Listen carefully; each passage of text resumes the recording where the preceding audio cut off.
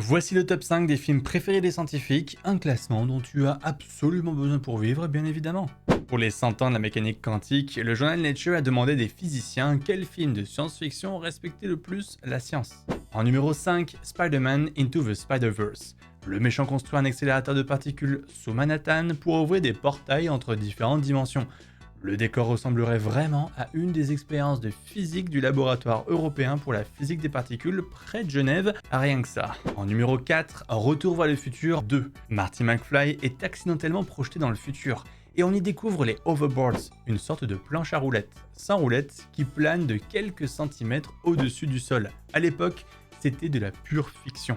Aujourd'hui, on en fabrique vraiment. Il y a même un Canadien qui a établi un Guinness World Record en 2015 en parcourant une distance de 275 mètres à des hauteurs allant jusqu'à 5 mètres au-dessus d'un lac, sur un hoverboard qu'il avait lui-même conçu.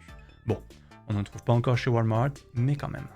En numéro 3, Star Trek 4, Retour sur Terre. L'équipage de l'USS Enterprise retourne dans le passé pour sauver la Terre d'une menace causée par une sonde d'origine inconnue. Dans le film, une scène parle d'aluminium transparent comme plus solide et plus léger que du plexiglas. À l'époque, dans les années 80, ça venait tout juste d'être inventé dans un vrai labo. En numéro 2, The Prestige, un duel de magiciens en plein cœur de Londres et surtout David Bowie qui électrise l'écran en jouant Nikola Tesla, qui conçoit une machine pour se téléporter.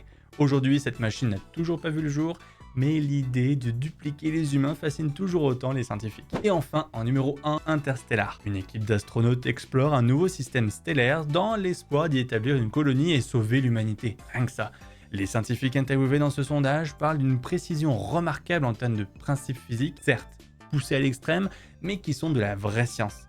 Tout ça grâce à Kip Thorne, prix Nobel de physique, qui a conseillé le réalisateur Christopher Nolan. Quand la science est aussi belle qu'un blockbuster, on dit oui. Et toi, quel film de science-fiction trouves-tu scientifiquement plausible ou totalement délirant?